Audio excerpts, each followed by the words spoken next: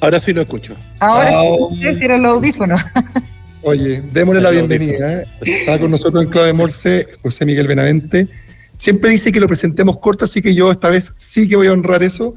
Simplemente decir, vicepresidente Corfo, muy bienvenido. Y para poner contexto, José Miguel fue muy generoso con nosotros, estuvo en la apertura del panel ayer y contextualizando en donde yo le puse este escenario diciendo que estamos enfrentándonos a una realidad en los albores del siglo XXI radicalmente abierta, ¿cierto? Donde hay hablamos de, oye, nos enfrentamos con una aleatoriedad futura desbordante. Y la pregunta para ti, José Miguel, es cómo en ese contexto Corfo, como un gestor, ¿cierto?, que trata de articular y mover, ¿cierto?, políticas públicas e incentivos, hemos hablado mucho de los incentivos, cómo se para en este futuro tratando de apoyar a que un país como Chile vaya hacia adelante. Muy bienvenido. Oye, muchas gracias por la invitación, Elena y Diego. Realmente un gusto estar acá. Mira, lo que conversamos un poco, que efectivamente nuestro mundo se está generando mayores grados de incertidumbre, como tú bien decías. Y hay dos maneras, yo creo, hay varias en realidad, cual uno puede atender esto. Y fue parte un poco de la discusión que teníamos, ¿no?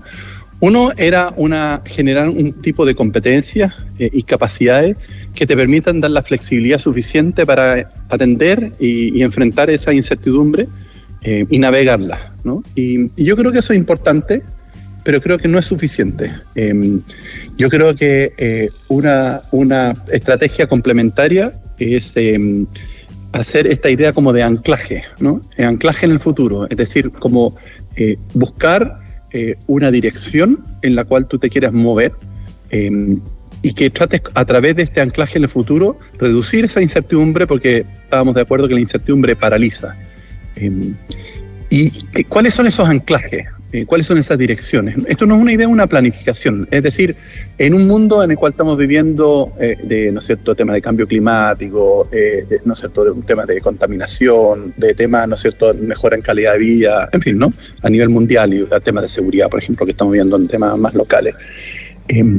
Yo más o menos soy de la idea que también tú definir ese ámbito en el cual te puede orientar en una dirección que no sea exclusiva en el fondo, pero sí te puede ayudar en ciertos ámbitos a moverte, creo que ayuda mucho. Por ejemplo, un anclaje que Chile se comprometió desde el punto de vista incluso legal, hasta hace muy poco, era la descarbonización del 2050, ¿ok? Entonces tenemos de alguna manera esta idea de que tenemos que trazar esa dirección.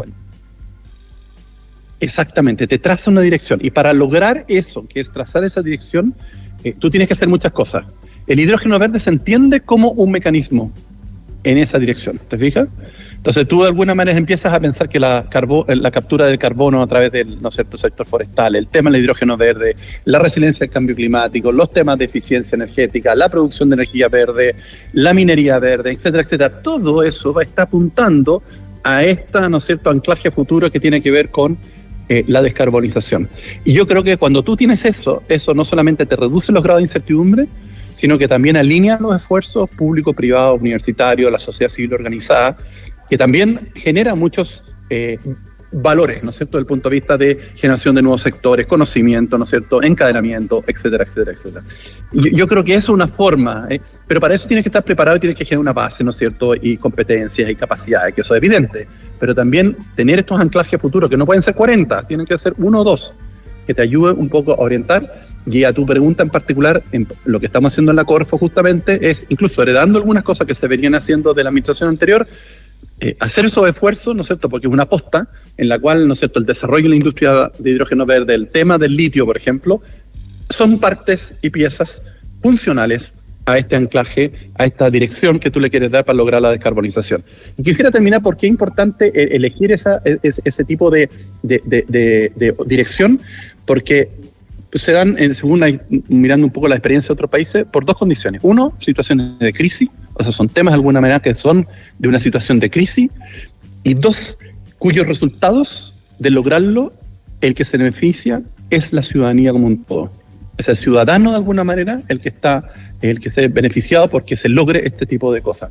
Yo creo que eso también es un elemento central para ver estos mecanismos de reducción de incertidumbre en situaciones de crisis que generan beneficios potenciales para la ciudadanía como un todo, y lo cual tú tienes que articular un conjunto de medidas, ¿no es cierto?, para lograrlo. Oye, José Miguel, en ese mismo punto, en esto de estar como siempre teniendo un rol articulador, que además Corfo es muy reconocido en otras partes de Latinoamérica, ¿con qué se topa la Corfo cuando estamos hablando precisamente de articular esta nueva forma de mirar no solamente ciertos procesos productivos, sino también esta economía? Lo decía Andrés en la entrevista que teníamos antes, es como pensar en una economía cuyo tarrito tenga más piezas del Lego, que hoy día quizás no están dentro de ese grupito que tenemos o de herramientas que tenemos para seguir creciendo como un país chiquitito que somos, con un mercado chiquitito además, donde somos muy buenos, por ejemplo, para pilotear algunas ideas, y eso también habría que aprovecharlo como oportunidad. ¿Con qué se toman ustedes en la Corfo cuando hay precisamente que implementar este tipo de nuevas herramientas para pensar en la nueva economía? En varios temas. Primero, para hacer este tipo de procesos, tú necesitas acuerdos entre el mundo público, el mundo privado, el mundo universitario.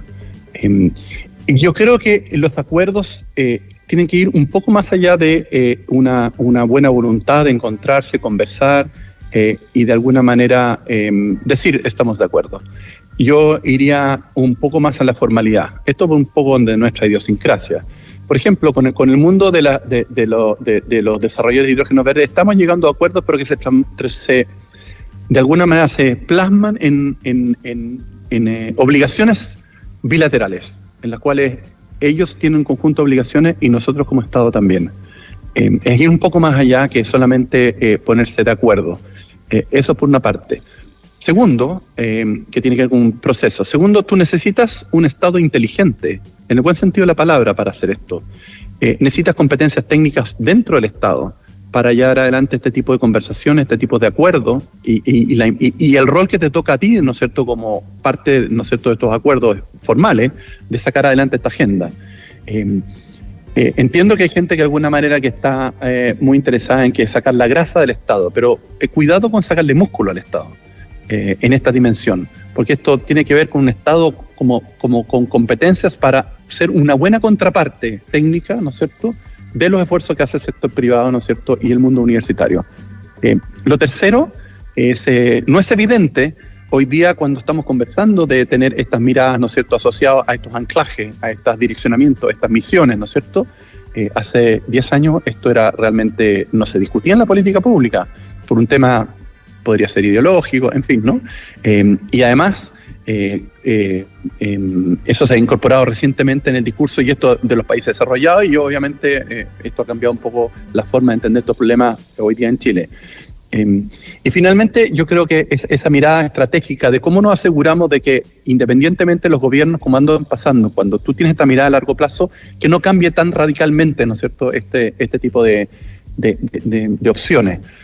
Este gobierno, por ejemplo, con respecto al tema de estrategia de hidrógeno verde, para nosotros es una sola estrategia de hidrógeno verde. Es la que viene de la administración anterior, la cual nosotros estamos incorporando elementos adicionales, pero es una sola estrategia. Y esperemos que esta estrategia de hidrógeno verde se mantenga, por ejemplo, porque los frutos de esto van a empezar a rendir en 3-4 años cuando se empiezan a construir las grandes plantas. ¿Cómo evitar de alguna manera que haya esta inconsistencia dinámica, se llama técnicamente? ¿Cómo de alguna manera vemos que independientemente del gobierno de turno haya un lineamiento que se siga a través del tiempo? Es un gran desafío y por eso es muy importante cuando uno pone la ciudadanía al centro, cuando la ciudadanía se da cuenta que esto es un tema importante, que es relevante, que le puede afectar y mejorar su calidad de vida, obviamente va a pedir de quienes son sus representantes de que esto se continúe a través del tiempo. Déjame ahí como, porque lo has mencionado 2 veces, yo estoy absolutamente de acuerdo contigo, José Miguel, en donde tú dices, acá básicamente tenemos que tener una apropiación ciudadana, ¿cierto? Así es.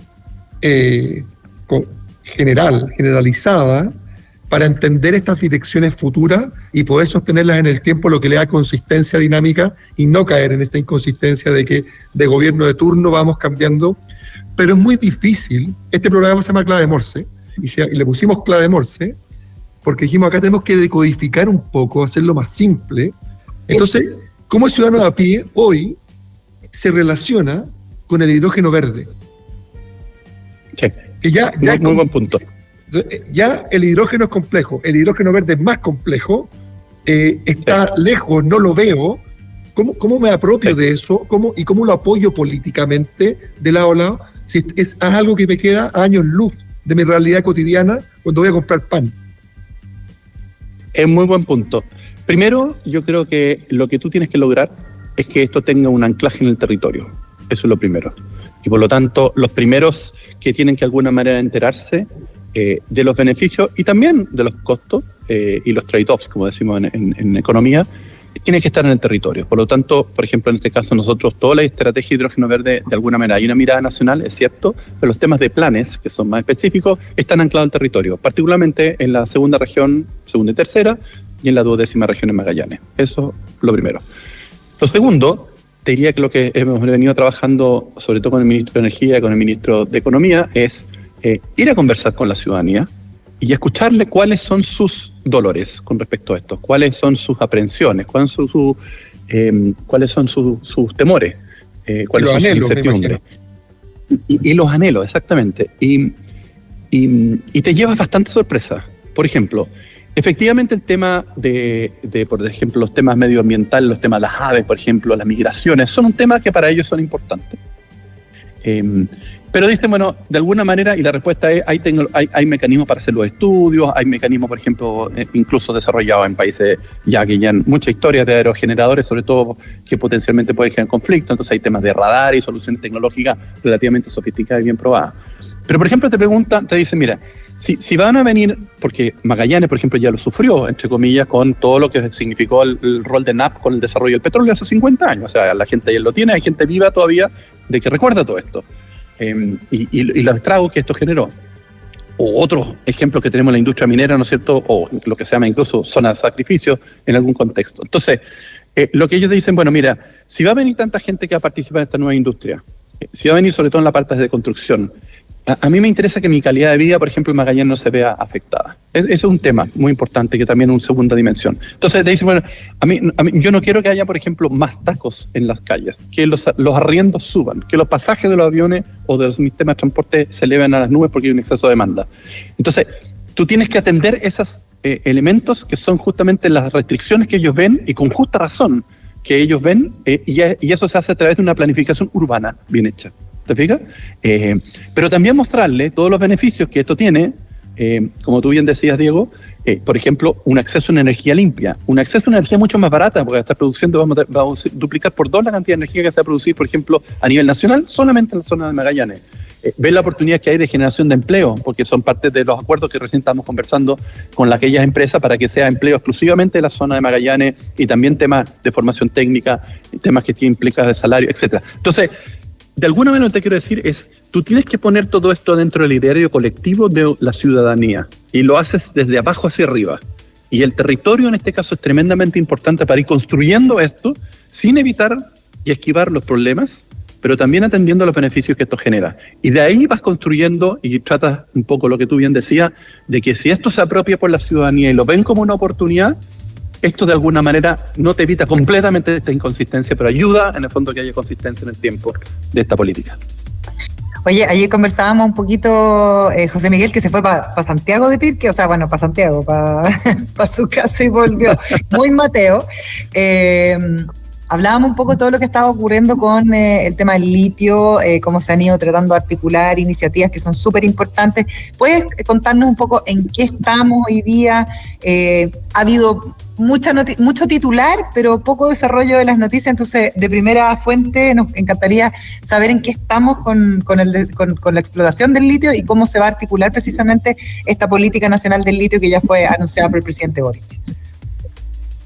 Sí, mira, varios temas previos. Primero, el litio sabemos que hay una oportunidad para Chile hoy, obviamente, no hay que desconocer eso, que no sabemos qué va a pasar en el futuro, pero hoy día es un tema muy importante. Segundo, este es un mineral no metálico, digámoslo así, relevante, muy relevante para los temas de descarbonización, ¿no es cierto? El tema que ve con almacenamiento de energía a través de la batería, pero también hay otros usos como fertilizante, etcétera. Lo tercero es más bien una estrategia nacional del litio más que una política, porque obviamente estos son los lineamientos generales de cómo nos estamos moviendo. Todavía hay mucho que conversar con mucha gente, particularmente con los pueblos originarios, porque el presidente lo dijo en su ¿no es cierto?, en su el lanzamiento, de que los primeros con que se iba a juntar es justamente con sobre todo el pueblo que están alrededor del Salar de Atacama, ¿no es cierto?, para conversar sobre esto. Ahora, en particular, a tu pregunta, hay varios ámbitos que son importantes y que se ha avanzado. Voy a partir por los más sencillos y después vamos a llegar para quizás el más notorio de todo. Primero, en la Estrategia Nacional del Litio se incorpora la creación de un Instituto Público de Litio y Salares. Es una institucionalidad, es una institucionalidad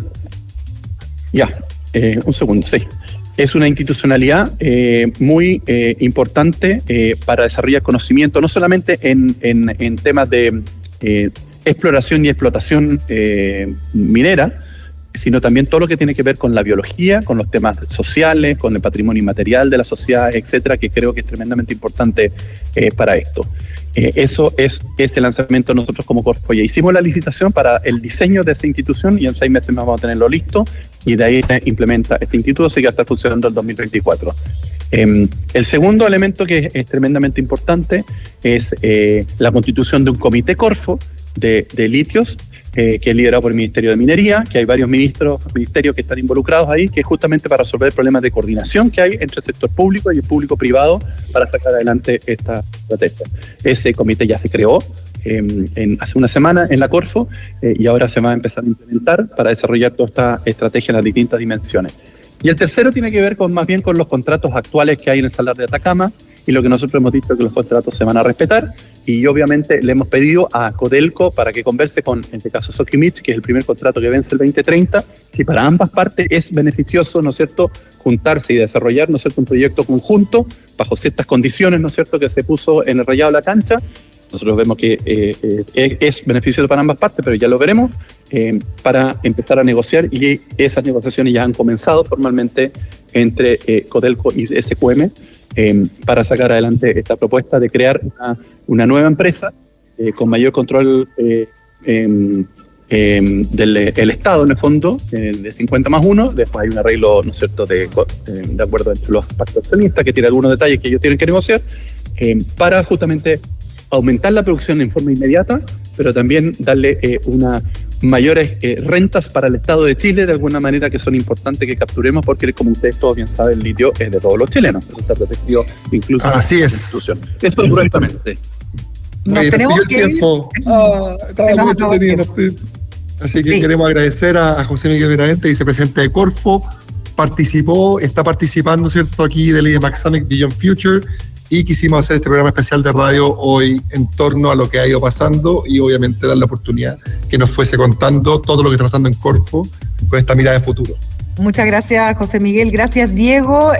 Vamos a estar contando mañana también todo lo que ocurre esta mañana acá en nuestro Summit de IDEMAX, y viene ya Aldea Global, así que nos despedimos. Hasta mañana. Despedimos. Muchas gracias a todos.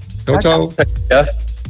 LAD Marketplace empieza hoy a vender en marketplaces globales a través de nuestra tecnología.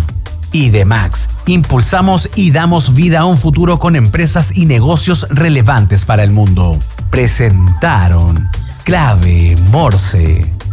Esto fue Clave Morse.